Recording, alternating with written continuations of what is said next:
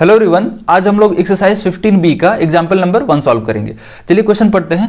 Question है the length of a rectangular field exceeds its breadth by 8 metre and the area of the field is 240 metre square, find the dimension of the field. इस question में ये कह रहा है एक rectangular field है, यानी कि यहां पर हम एक रेक्टेंगल बना लेते हैं समझने के लिए।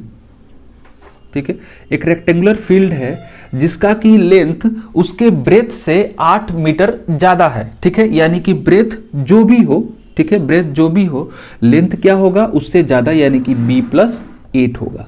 समझ में आ रही बात? ब्रेथ जितना भी है, कितना है ये हमें नहीं मालूम है, जितना भी होगा वो क्या होगा, लेंथ जो होगा वो ब्रेथ से 8 मीटर ज्यादा होगा। ठीक है, और साथ में क्या दिया हुआ है इसका 240 मीटर स्क्वायर क्या है, इस फील्ड का एरिया है। तो हमें फाइंड करना है डायमेंशन, यानी कि ब्रेथ और लेंथ दोनों फाइंड करना है। तो यहां हम देख पा रहे हैं कि ब्रेथ अगर हमें मालूम चल जाए तो उसमें हम क्या करेंगे, 8 ऐड कर देंगे तो हमें क्या मिल जाएगा, L मिल जाएगा। ठीक है, देखिए एक्चुअल में क्या है ना, ब्रेथ को B लेके भी सॉल्व करेंगे कोई दिक्कत नहीं है, और कहीं कहीं क्या होता है कि इसको एक नया वेरिएबल नाम दे दिया जाता है, यानी कि x भी मान लिया जाता है। ठीक है, तो चलिए हम यहाँ पर इसको x भी ले लेते हैं, यानी कि इसको x मान लेते हैं।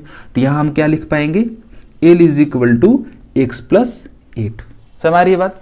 तो इसको हम यहां पर लिख लेंगे कि हम ब्रेथ को x मान रहे हैं, इसलिए जो लेंथ होगा x+8 हो जाएगा। उसके बाद हम लोग आगे कैलकुलेशन करेंगे। ठीक है, चल यहां लिखेंगे let the breadth of the field be x metre. ठीक है, देखिए पहले से हम यूनिट यहाँ क्यों लिख पा रहे हैं, क्योंकि एरिया जो है ना मीटर में है, मीटर स्क्वायर में है, इसलिए ये मीटर में हम लिख सकते हैं, कोई दिक्कत नहीं है। ठीक है, अगर ब्रेथ को x माने हैं तो उस हिसाब से लेंथ कितना हो जाएगा, x+8 हो जाएगा। तो यहाँ लिखेंगे then length will be x+8 metre. ठीक है, और गिवन क्या है हमें, एरिया ऑफ द फील्ड। ठीक है, ये कितना है, 240 मीटर स्क्वायर। ठीक है, तो एरिया ऑफ द फील्ड के नीचे हम उसका फॉर्मूला लगा देंगे, क्या होता है, लेंथ इंटू ब्रेथ होता है। ठीक है, तो यहां लिखेंगे L × B = 240। ठीक है, अब इसके आगे बार बार यूनिट लिखने की जरूरत है नहीं, अब यहां से हम कैलकुलेट करेंगे। तो L कितना है, x+8, यानी कि यहां लिखेंगे x+8 इंटू B हम क्या माने हैं, x, तो हो जाएगा 240। ठीक है, जब इसको हम मल्टीप्लाई करेंगे तो ये आएगा x² + 8x, ठीक है, = 240। तो ये क्या आ रहा है, quadratic equation in one variable. ठीक है, तो जब इसको हम सॉल्व करेंगे तो x मिल जाएगा, और x क्या है, ब्रेथ है।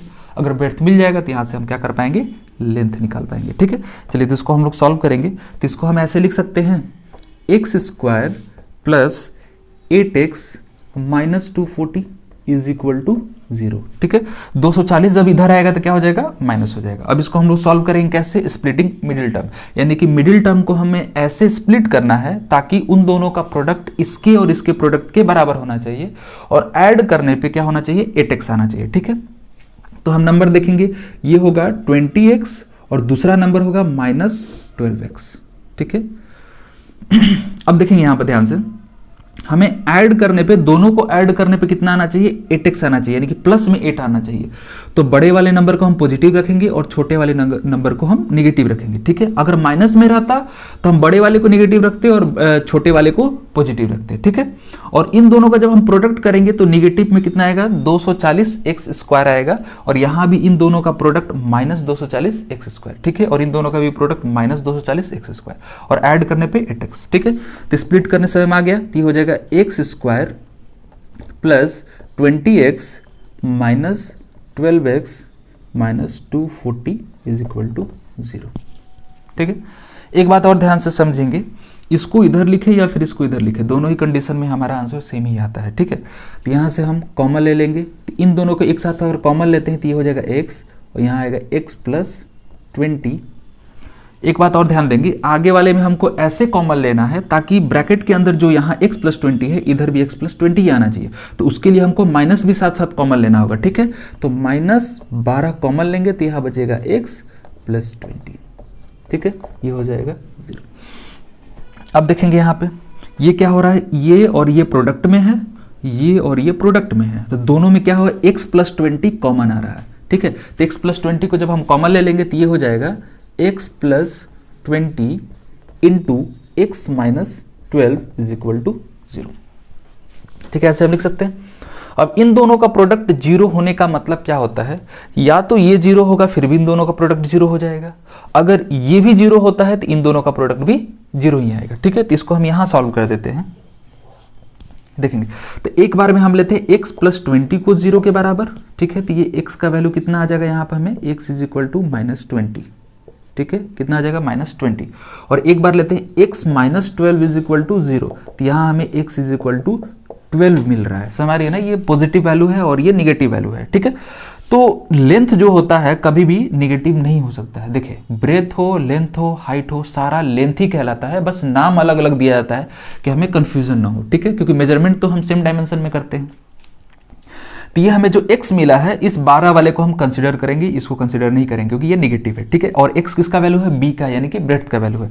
तो हमें क्या मिल गया, b is equal to 12 metre, और यहाँ पर जो लेंथ होगा वो कितना होगा, b प्लस 8 लिखे या फिर x प्लस 8 भी लिख सकते हैं, ठीक है। तो यहाँ लिखेंगे x प्लस 8 यानी कि 12 प्लस 8 कितना आ जाएगा, 20 मीटर, ठीक है। ये हमें क्या मिल गया, लेंथ और ब्रेथ 12 मीटर मिल गया, ठीक है।